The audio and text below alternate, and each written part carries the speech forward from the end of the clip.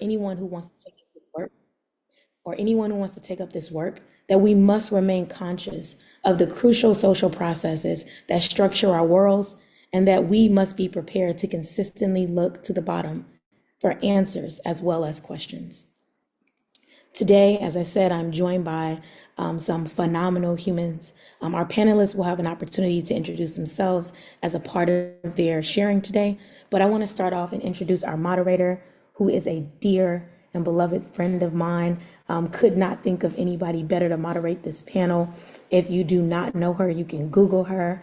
But Dominique Morgan is the author of Discovering Your Power. That book is available on Amazon. She is an international award-winning artist, activist, and philanthropist. She leads many, many things, including Starks and Whitiker Consulting as the founder and CEO, where she leverages her lived experiences of mass incarceration and 18 months in solitary confinement. Her work spans sex education, radical self-care, and transformative youth development. It's all aimed at dismantling the prison industrial complex through her innovative gender to prison pipeline theory. She also is, if not only, one of the only, but I think it is the only Black trans women in the United States to have a street named after her. All right, with no further ado, we have Dominique Morgan and our panelists. We have Dieter Cantu, we have Iris Williams, and Christian Green. Thank you all for being here so much. Good afternoon, good morning, folks. I don't know if it's nighttime, but depending on where you are, this is a global moment. Let's call it that. Good evening. I am really excited to be here to talk about this work.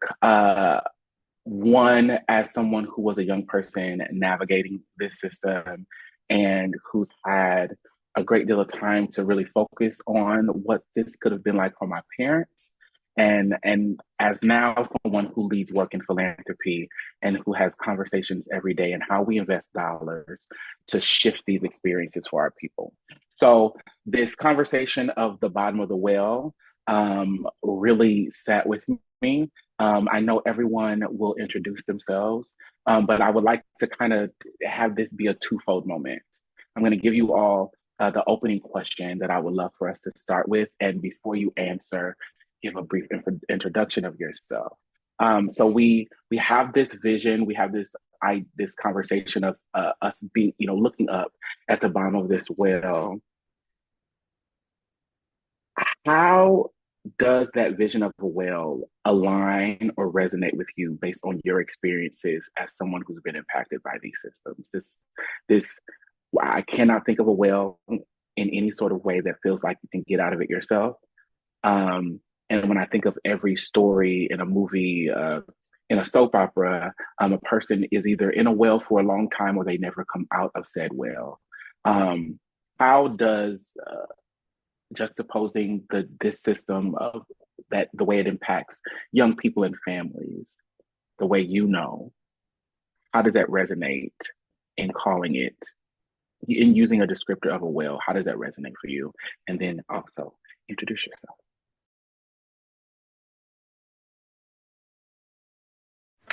I'll go first. Hi, my name's Iris Williams. I am a single mom of two. I have a daughter and I have a son, and I am also a backyard gardener. So I like to pride myself on that because, never know what we eat from the store, but I definitely know what me and my family eat at home as I grow it myself. In regards to what the bottom of the well means to me is literally no way to get out. Sometimes we fall in the pits of hell, which would be the well, whether it's intentional or unintentional, but a lot of times the well in regards to the system, a lot of times when it looks people like us, it's definitely unintentional and sometimes purposeful by other people. And so how it looks like for me and my family, we've been in that well before in regards to like the welfare system and the CPS system. And it felt like I was never going to get out. I felt like I was losing my children. I was losing my life. I was losing my purpose, and felt like nobody could assist me in getting out of that besides myself. Awesome. Thank you, Iris. Greetings, everyone. My name is Christian Green. I'm a professor at West LA Community College out here in Los Angeles. I teach Black Studies, African American Studies, Ethnic Studies, but I'm also a policy and advocacy director for TAY Youth, Transitional Age Youth, helping them get out of the system and helping them transition into adulthood. When you pose that question, I am reflective of my own life story. So I grew up in the foster care system. I never met my parents. I actually was born in a jail cell. My mother was incarcerated when she had me because of the war on drugs during the 80s, right? And so I think about, you ever seen the movies when people fall into a well and they can't get out? So I'm thinking about that when you said the question. So it's like you can only look up. Your perspective is only having to ask for help. Someone's going to have to come and get you one way or another. And then sometimes when you're trying to get out the well, you're almost there, but then you fall right back down. And so from my perspective, I believe that like the being at the bottom of the well for me was when I was in my transitional age youth period around that 18 to 23-year-old perspective, because I didn't know what the hell I was doing. I was homeless, confused, on the street, Black, queer, and I can go down the list. So yeah, that's where I'm at with that question. Thank you both. I'm a visual person, so I went and watched Silence of the Lambs yesterday. Right. Well, I watched two things: Silence of the Lambs, and also I'm an '80s baby. Grew up, when I was being kicked out of school and going through all my stuff. I was at home with my grandmother watching soap operas, and there was this long scenario on One Life to Live where Vicky was at the bottom of a well for like 2 years. They didn't know this lady was gone. If you know, you know. And so I was watching because I was trying to think back in fictional spaces when anyone like saved themselves out of a well. When had that ever happened? And I could not think of any example except one. I think it's the last of the Batmans with Christian Bale. He climbed out of a well after a broken back. But I was like, okay, I can dismiss that because that's literally a superhero, right? So the only example I could find in media of this happening was someone who was a superhero. Otherwise, you had to have someone come and save you, or you would die there. Mm. Thinking of that and thinking of conversations of liberation, us being in ownership of our freedom, what I think is something that's owed to us as human beings, that access to be able to lead in our own lives. Can you all talk about how this system is set up for you to need someone else for you to be able to access the level of care, respect, and freedom that we deserve as human beings? Yeah, absolutely. I'll chime in first. I think that with like you said, access to resources, going to Antelope Valley College, right out of high school, I didn't know exactly what I was doing when I was transferring over there. I was taking a business management class. I was taking some other classes. I didn't know nothing about that. All I knew was I was getting that financial aid check. So I was happy about that. Got the financial aid check and didn't know what to do with it, right? So for me, it's about that generational wealth that we don't necessarily have access to. But also understanding that we should be able to speak up for it, and look for it. I think sometimes as former foster youth, we hold on to this trauma, or at least I did for sure, of trying to like not ask for help. And so that's for me, understanding that it is okay to ask for help and it is okay to look for it. And so, yeah, that's my answer to that question. So my answer to that question would be, I'm just like you. I have a hard time asking for help, especially when I feel like I've hit rock bottom. And it could be, form of embarrassment or just like selflessness in and itself. However, I have found when I ask for help and the help is there, whether it's my peers, I've even sought therapy, which we all know therapy in the Black community is like null and void. It's a taboo situation, taboo everything. And so far as like, navigating these different spaces, especially now that, my children's dad is deceased. And so getting assistance looks totally different for me now. it's scary. It's very, very scary, especially, like I said, when you're in the pits of it all. But getting the help, asking for the help, and actually genuinely receiving the help, it's breathtaking. It feels like a reward, and I feel like everybody needs it. Dieter, I'm going to come to you in a second to introduce you and share this question so we can get your insight, because I know that you're doing dope stuff. But Iris, I have a part B for you. One, in this mindset, where culturally we will think about parents who are navigating these systems. They are portraying it as the Black mother who is alone in it and trying to figure it out. Slash, if you listen to any Red Pill podcast where you are watching these Black men who have been raised by Black women, the Black woman is the reason that our families are in disarray. Can you share with me, one, just a little bit more about just kind of you navigating this system? You just shared that the father of your children has passed on. And what is it like trying to find liberation and safety for you and your kids as a Black woman in systems that really don't, well, I usually say they already paid me, so they can't fire me, but whatever. They really don't care about Black women. What is that like to be navigating systems that don't see it for Black women, that do not understand the heavy toll that it takes on the bodies of Black women to ensure that Black families are safe and cared for? Okay, so just to give a little backstory, my children's father was murdered, brutally murdered, and left for dead. And so that in itself is hard, because I do have a Black son that is essentially not going to grow up without his father.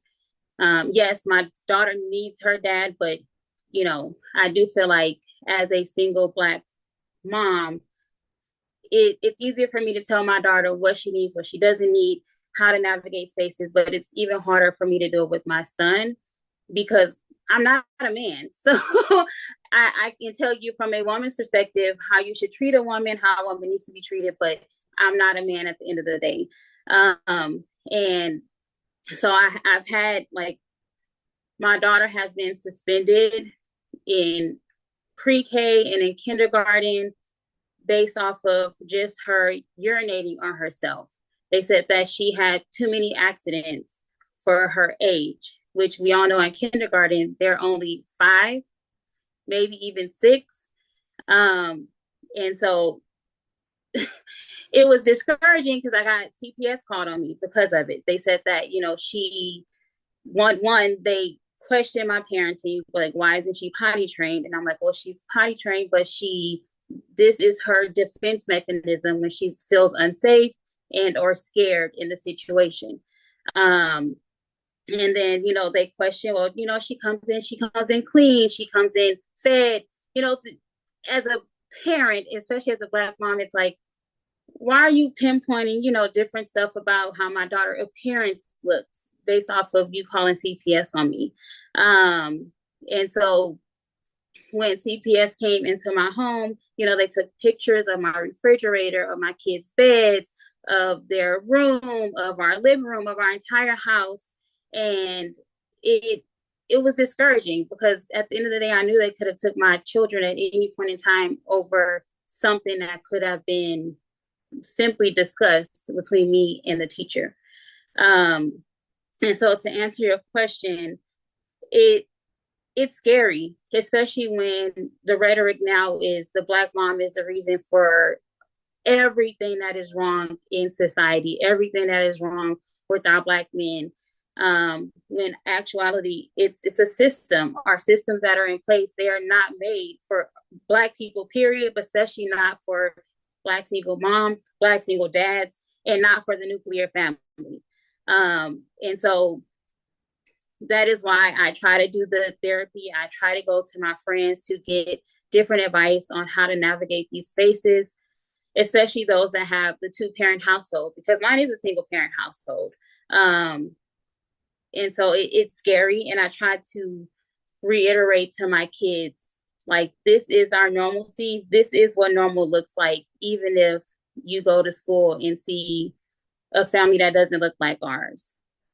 It's literally to empower them over and over and over again to tell them this, you're okay. Our life is okay. You're amazing. You're beautiful. You're handsome. You're this, you're that. Because let's be honest, when they leave my household, they're not getting told those things. I think it's so important to establish normalcy over our own experiences, right?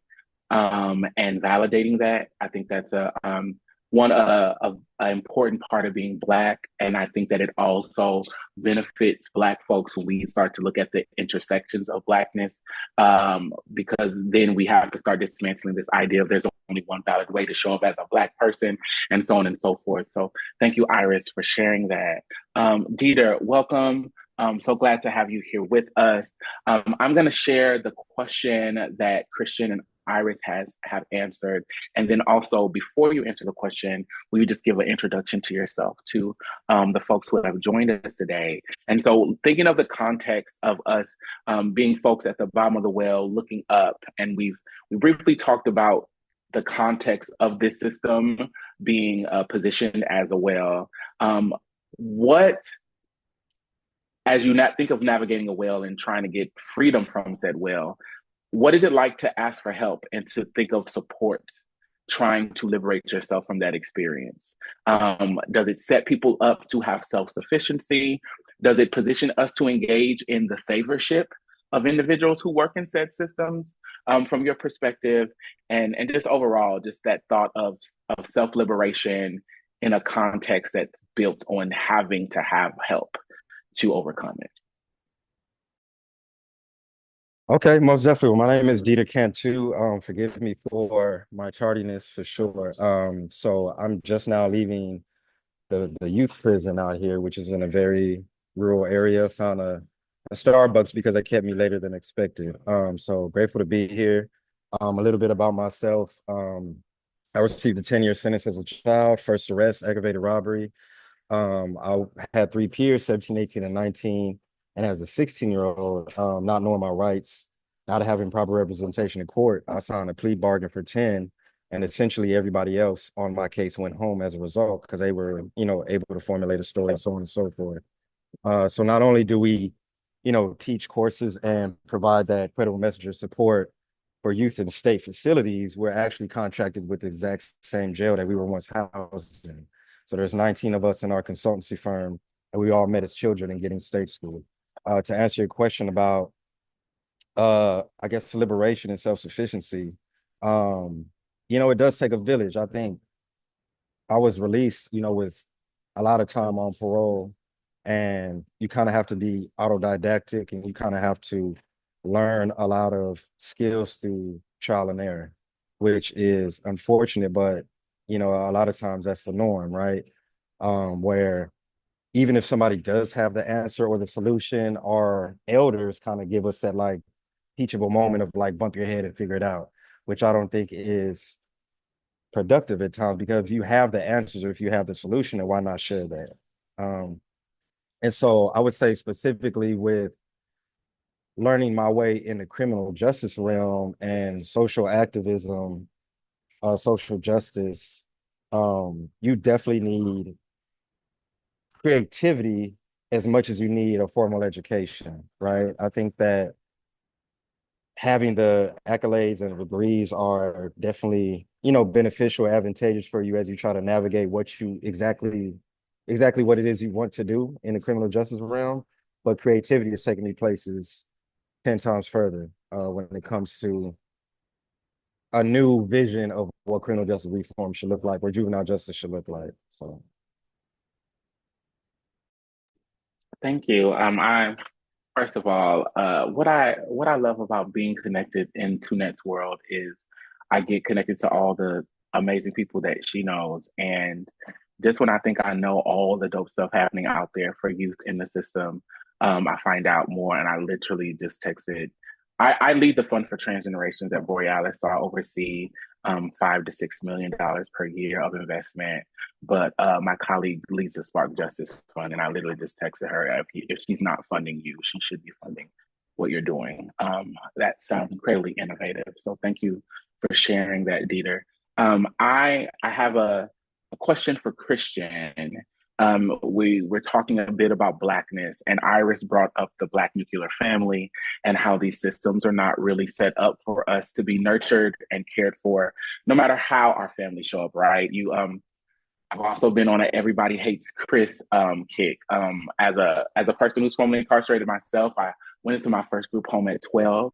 I was sentenced to 8 to 16 years. At the age of 18, I did about 10 because I was busting several heads that first year and a half just to push through, right? And so there's all this media I missed. So I've been getting into Everybody Hates Chris, and this is that nuclear family, and it's the teacher that Chris has that has this belief that he's impoverished, that the mom has made up that the dad exists, that she's not married, and all of that. And but one thing I don't really see in these conversations is how Black queer people are a part of the nucleus of Black families as well. And how there is this idea that because either queer and trans folks, there's a perception that we are not having children, we are not being a part of keeping children safe and healthy, we're not contributing to the healthiness of Blackness, that our contribution is not really valid to some folks. Christian, as someone who has identified as queer, who from what I know about you, you're doing work to invest in folks every day. How can we do a better job of challenging the systems to recognize the importance of Black queer folks in a nucleus of healthy Black society? I love that question. So I grew up in the church world, grew up Church of God in Christ, Pentecostals, and I was kicked out because I was caught going to a gay club, got caught going to the gay club out here in LA, the Arena. They were like, either you're going to abide by our rules or you're going to get out. And I was on my journey, going through my wilderness, as they would say. And I ended up leaving, becoming homeless, going from couch to couch to couch. I bring that up because I come with that lived experience. So when I'm dealing with the systems, so right now I serve as a cultural broker for the Department of Child and Family Services out here in AV, Lancaster, Palmdale. I sit on the board of CASA LA, so I'm able to bring that experience into it. And I think that that's one way that we're able to challenge the system, is to be on these boards, to go to these meetings, to build these relationships with these folks in these positions of power, right? They never lived it. Most of them ain't never lived it. So for us that come through that system, now, I only went to jail for 14 days, okay? But, for me, that was like one of the worst experiences of my life. That's all I needed. I said, I ain't going back. So I'm able to bring these different, aspects of knowledge or these interventions. So when things are happening with young Black queer folks, they're able to call me into the office, or they're able to drop them off at our resource center so that we can talk and go into these conversations. Because a lot of folks that want to go, or I'm not gonna say a lot, but some, when they adopt our young folks or become foster parents, most of them are in for the check. So they're not there trying to really build that person or that individual. And so it's up to us as the leaders of Black and queerness. And I'm, still dealing with my own, insecurities in a way, because I have a church family, or my foster family, who was very religious. So it's hard for me to even go around them. Like, just what was it, Labor Day? I think I went over there. They like, you want to pray? I'm like, I'm good. I just came to eat some food and have fun.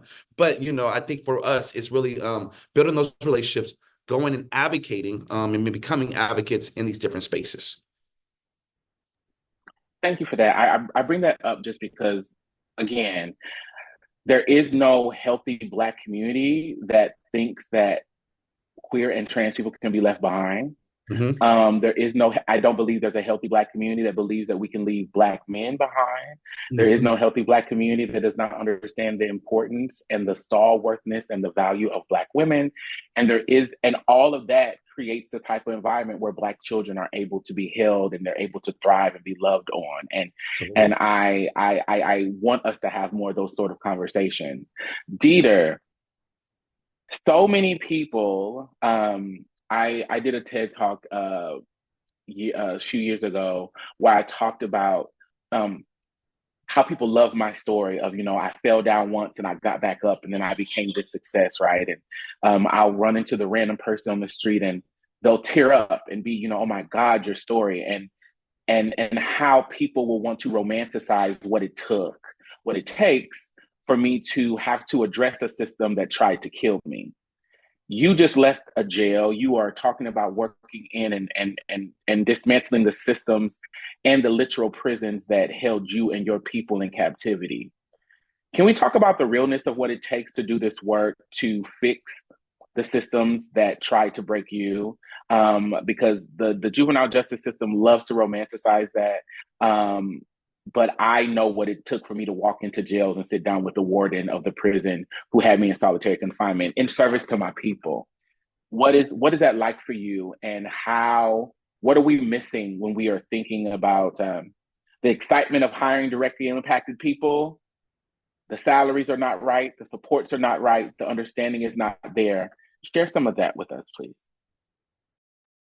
I mean, yeah, that's a great question. I mean, there's a lot of like you said, romanticizing, but also, that tokenizing of, inclusion and representation are two different things. And I think a lot of individuals want you to speak, hear you speak, but don't get too loud. Want you to show up, but kind of show up a certain way, right?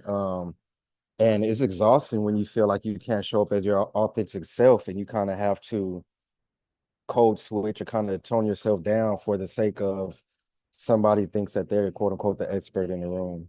And whether that's based off education, experience, ageism, whatever it is, if you really value the voices and experiences of those that have been directly impacted, then you need to create space, and more importantly, you need to work yourself out of a job. You need to get out the way. When we say realistically, what does criminal justice reform look like? That means you as a correctional officer, you no longer have a job.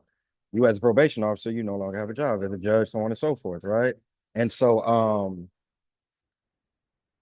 theory and practice are two different things. We need to stop like this theory of what a perfect criminal justice system world, kind of looks like, because in practice and when you implement, it's something totally different. It makes a lot of people uncomfortable.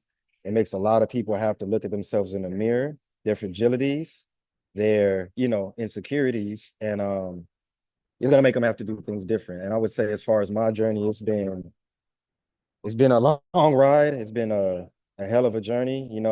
To be quite honest, I would say for the first 10 years of doing this work, I didn't get paid $1. If we're being honest, I was doing it for free. And if it wasn't for the passion and having that flame that you just can't put out, I wouldn't be here, but it's not because I had so much support or involvement from, systems, or being, folks from carceral settings. Like, I never really had that. But now I'm in a position where I can level the playing field and kind of equal out those power dynamics and say, hey, it takes a collective impact model for everybody to come up with a solution and a North Star to create a common agenda that is, satisfies everybody. So, yeah, it takes a lot. It takes tenacity. It takes a lot of frustration. And you have to lead with humility. So. Thank you. One of the things that I love about being a funder is that I get to say things that people don't like, but they really listen because they still want me to move the check. And I think that's important in these conversations, because we, as an abolitionist and as a person who dreams and works for a world where these systems and capitalism is not the anchor for us, but the world we're navigating, having financial access does shift the experience of people within these systems, right? Whether it's access to attorneys while you're directly in it, whether it's transportation to be able to visit folks, whether it's what your young person or the person you love who's in the system can have access to for food and electronics and so on and so forth, right? I sent a message to a friend on JPay that I was like 50 cents. I'm like, it's nothing, but I was like, I remember when I was making $1.21 a day, I was like, oh, that would be like half of my wage, right? And how we're supporting each other. And then on the flip side, I remember when I was like taking off of work to go speak on the panel because my directly impacted voice was important, but I was getting like a Subway gift card and paying people, compensating folks if your voice I usually prefer for these type of things for all the people, for everyone to be on the screen, because I love to look people in the eye and say it directly to them. But for the 86 attendees, if you are engaging with youth and families who are directly impacted and you are positioning them to add voice, to add experience, focus on that budget. Anything that's essential is in the budget. Never tell me I'm essential and I'm not in the budget. The math does not math. Um, it's absurd. So I will hop off my soapbox in that arena. But Dieter was talking towards something in regards to we should be working to work. We should be working ourselves out of these jobs. We should be working to no longer be essential. And most people struggle with that because the therapists, the social workers on this call are like, I spent 10 years getting into this role. What do you mean to not be essential? I don't think anyone should be doing a job where you will be essential to be a savior for people to get out of trauma, to get out of slavery in some ways for their loved ones. That being said, we know we know the system we're working in. Let's go back to the wheel vision. I mean, the whale vision. This idea of we're at the bottom looking up. It's positioning us to have people drop down a rope to help us scale up, to help us get out. In a world where this system continues to exist, visually, what should this system look like? If it's not looking like the whale, what should it look like? What can it look like?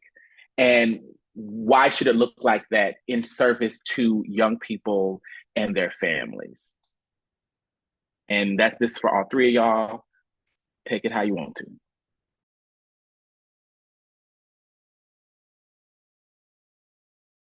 Okay, I'll go first. So what does this system should look like? I definitely say it should look like me. People in these systems should look like me, should look like my kids, should talk like my kids, should understand me and my kids. Because there's always a cultural difference, there's a skin color difference, there's a vernacular difference. There's always going to be some type of difference within these systems, right? Definitely a financial difference, because let's be honest, those people that are in those systems at the powers that be, their economic status looks totally different than the people that they service. And how can you service somebody that you literally are on a total different scale than them? Because you do it for the money, as you said. You don't do it because you, and I'm not going to say everybody, right? So I'll preface that. But a lot of people in these systems, they're not doing it for the better good, or they started off doing it for the better good, but then maybe their heart changed in the process of doing that. And so I do feel like, how can it look different? How about actually sitting down, having conversations with those that you actually service, so you can see what they need. So therefore, when you put these policies in place, the policies can actually change in a way that it actually helps the people you service. So not just changing them, but actually practicing them. Because we've seen policy change over and over and over again as politics change, as political parties change, and they say, oh, we are going to put this in place to better help those that are Black and brown, or that are low socioeconomic status, but then they never actually put them in place. They kind of put a Band-Aid on it to, like, what I feel like, to shut those up that are complaining per se.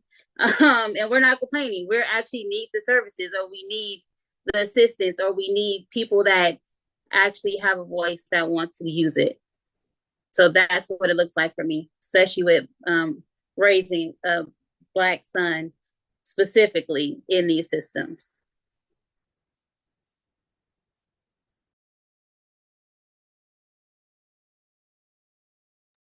I'll go next. For myself, I think it's more so, for me, I think the holistic approach, I would say, looking at the holistic being, recognizing the interconnectedness of physical, emotional, and social well-being. And I think I loved your answer, Dominique, about funding.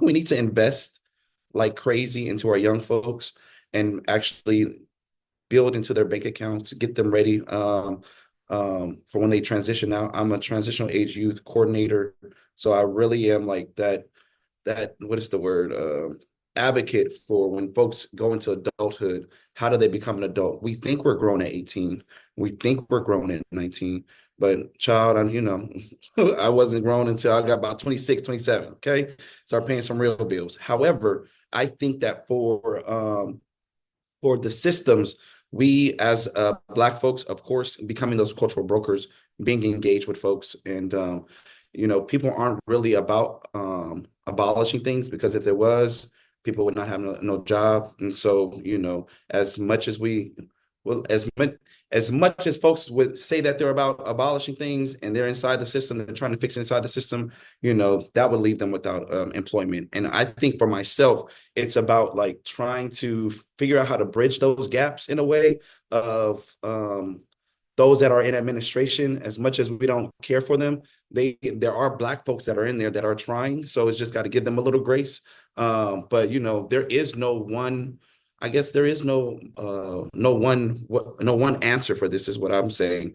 But I do believe that the system does need to look at the holistic approach, and even thinking about just becoming culturally competent. A lot of our systems are just whitewashed, and I can go on about that. But yeah.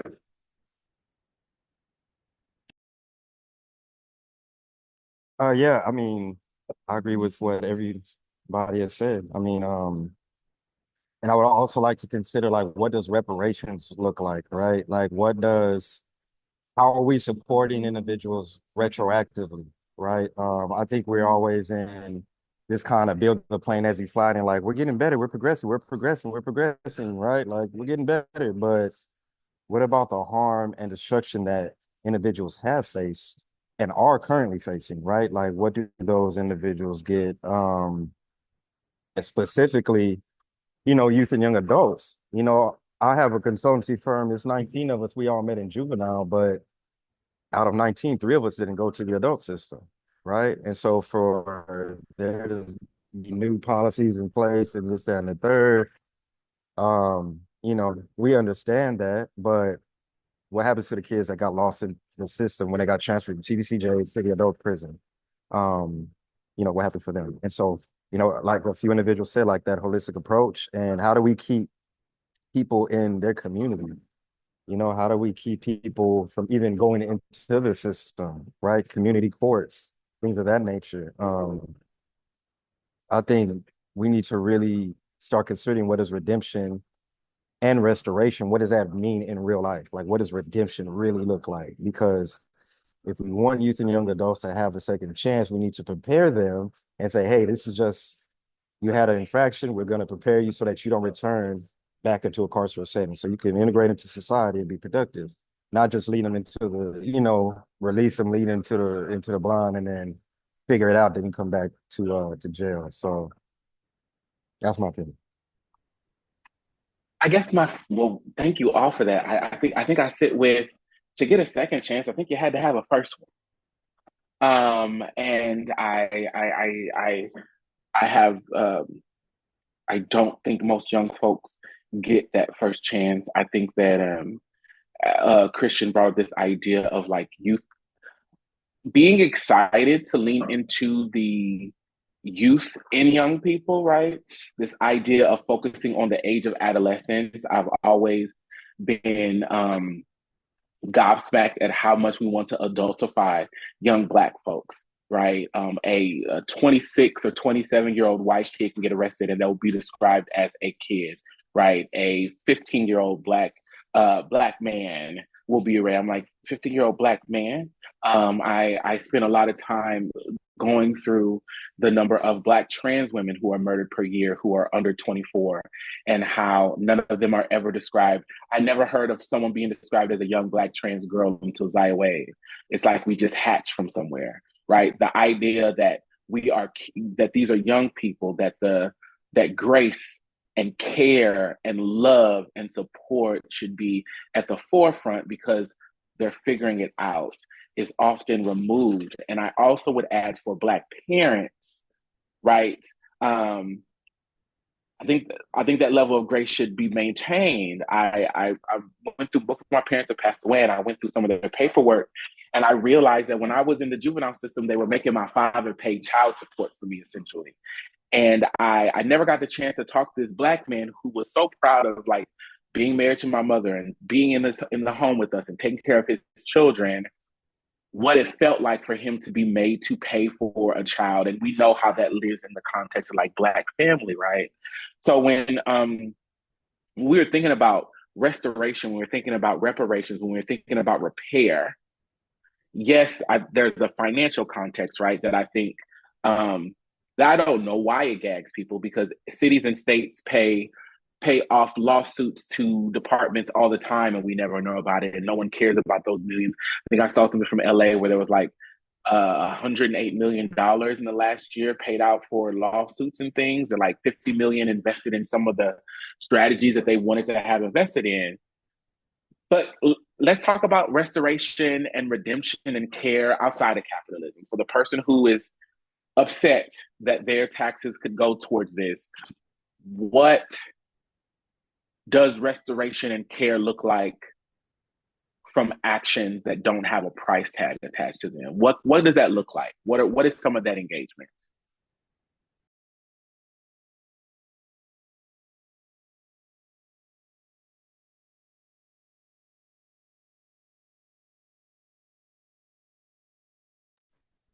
Okay.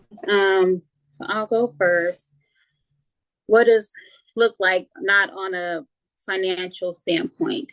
I would say to be able to be free in your true self. And I say that because even when I had a falsely accused, accusation in regards to my daughter urinating on herself,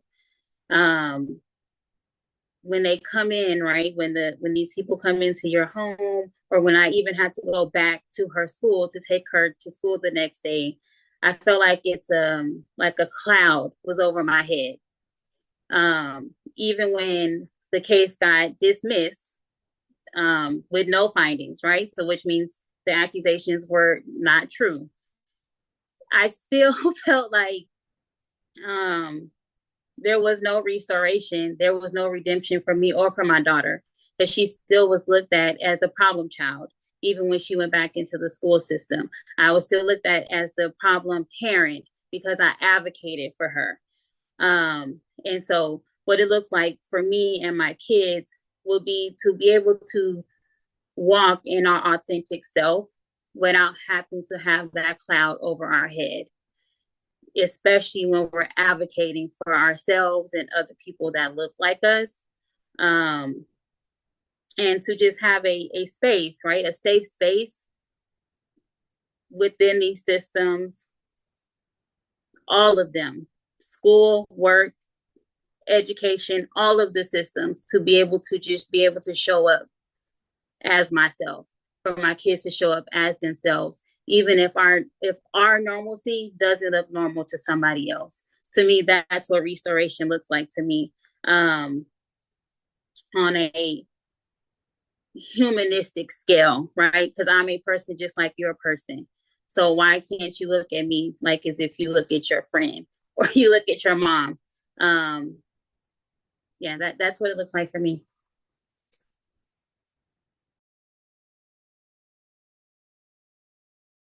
I would say, and I agree with the responses for sure. And also, how do we create and have the support to create an ecosystem of our own? I think like a lot of times there's this idea of like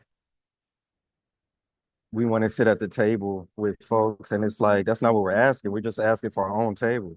You know what I mean? I don't feel like more accomplished because I get to sit with you at your table. I think redemption and restoration is having something that's sustainable and not always relying on these grants, like this carrot on a stick type of dynamic of like, you got to do all this, that, and the third for like 10 grand, and please report back XYZ, and we might give you 20 grand. It's like, it's just the ideology of like this savior syndrome of like, no matter where we go or what we do, we need y'all. We don't need y'all. We don't, and I think redemption and restoration is if you're really trying to empower the experience or just individuals coming from a certain walk of life in general, how do you empower them so that they no longer need you? Because we got the answers, we know what our solutions are. So I love that answer. When I think about the definition of restoration, it's like what is it? The return of something to a former, like the original or normal. And for me, what is actually normal? Who defines normal? What is normalcy, and what does that look like for all of us? I think that goes back to what Mr. Cantu was saying about we try to sit at these different tables, but we should have our own table. We should be creating our own normal. We should be deciding what it looks normal for us. We're talking about hundreds and centuries of years of harm that have been done to Black folks, to our communities. And that doesn't happen overnight with just a check, like you're saying, Dominique. I work with the National Black Justice Coalition, and I work with Dr. Marcus Hunter, and he released a book called Radical Reparations. If you guys can go get that book, it's called Radical Reparations, and he talks about piles of how, yes, a check would be great, but also thinking about spiritual reparations, thinking about spatial reparations, thinking about land reparations, thinking about intellectual reparations. There's all these different ones. I would like a better credit score. I would like a better credit score and free education, free healthcare, and no taxes. So, there's different ways that we can look at it. And I think that this is I love that question, because we should be talking more about reparations and reconciliation and repair and restoration for Black communities. Folks in the Holocaust, they don't get tired of talking about the Holocaust. And why do we get tired of talking about slavery? We need to be talking about it more, and we need to be including that in these conversations amongst different folks that are in positions of power. And there's different levels of reparations and repair. And we're working with Congresswoman Barbara Lee on this Truth and Racial Healing and Transformation Commission on a federal level. And so we're actually trying to do an executive order to have Biden push out reparations, but say a prayer, because this is going to be a huge lift. I love the National Black Justice Coalition. David is one of my good friends and a fellow Pisces, also one of the grantees of the Fund for Transgenerations. I always ask about restoration and reparations outside of capitalism. One, not because I don't think that financial access is important, it is. But two, as you look at the system, you're going to give me money to put back into the same systems from the taxes you've taken from me anyway.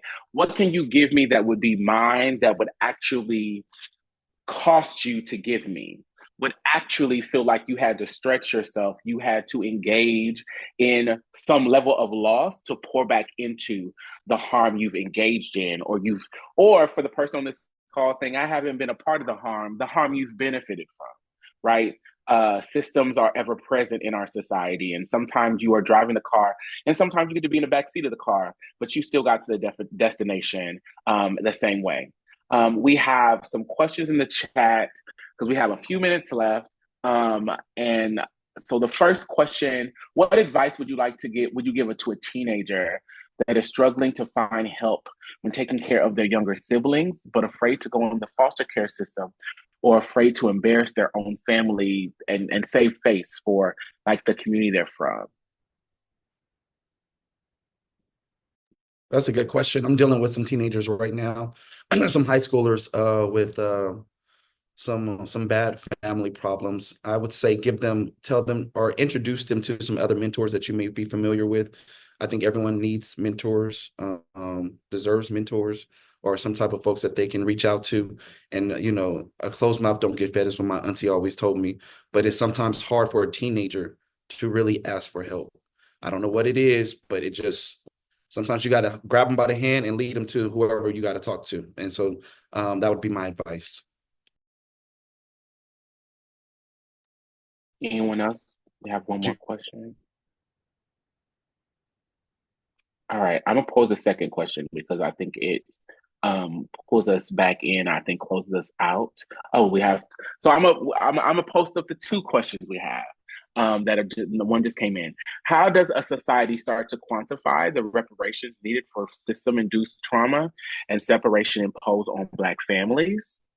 Not they put up that dissertation question up there. And then the other one is, how do you recover from generational trauma? John Tay, I feel like we all trying to make it through that, friend. But anyone on the panel thoughts on the quantifying like the reparations needed to address these harms in our communities, and what are y'all doing to recover or start the process, or if you're in the process of recovering from generational trauma? I will also say I think generational trauma, like healing it, is lifelong work from my perspective. But what are some things that y'all are doing? I can I can answer that one. I mean, that's a great question. How do you recover from generational trauma? For me, it's kind of just creating a new norm for myself and what I envision for my lineage moving forward. Because as I got older, I realized that my norm was the norm. A lot of things that I just felt were supposed to be happening that I was shown, it just wasn't, right. And I became numb or desensitized to a lot of my own, I guess, emotions and experiences that I've come across, which is, generational trauma. I'm not going to get a lot of those apologies that I felt I deserved. I'm not going to get a lot of, consoling, but I want to be intentional moving forward so that I don't create harm or damage to the next person. And so, as far as generational trauma, from my aspect, um, I recover by totally separating, digging deep, and just creating what I would like to see for myself and my family because it's difficult. It's difficult. Christian or Iris, either question that you have a Sure. response for? In regards to how do we quantify as far as the reparations, I'd be honest, there's probably no right way to answer that. However, there was no right way for them to quantify the reparations for all the other minority groups that got reparations. So let's start there. And then we can scale it from there. But in regards to how do I recover from generational trauma, I would say acknowledging there is generational trauma, right? Because how can I say I fixed something that I didn't even know was there? And once I obviously we all know it's there, especially within our spaces. I see it in my kids and how they respond to me and how they respond to each other. And that is usually how I course correct myself, by seeing how they interact with themselves. And then you just go from there. One, you have to give yourself grace because as a parent, you're never going to get it right, or you're going to always get it right. Even if your kids feel like they hate you, they love you. So I always say, give yourself grace, love on yourself, and then learn from the mistakes that are actually not mistakes. They're just lessons and blessings. I love that. I won't take too long. I would say for me, it's about self-reflection. Kind of going back to what you're saying, giving myself grace, giving yourself grace, and showing others grace, because there are some people that just work your nerves.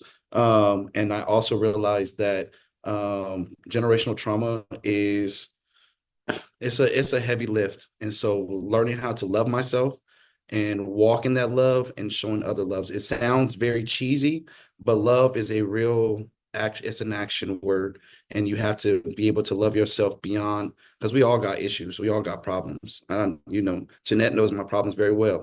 But it's about walking in that spirit of love and of grace, and so I would say that much. Thank y'all.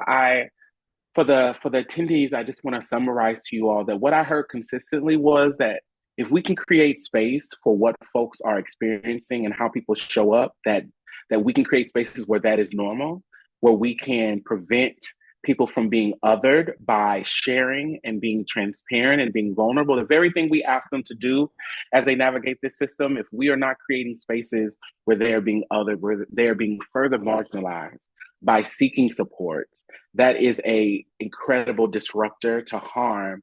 And it also sounds like it's one of the ways that we can engage in restoration and change that doesn't have a price tag to it.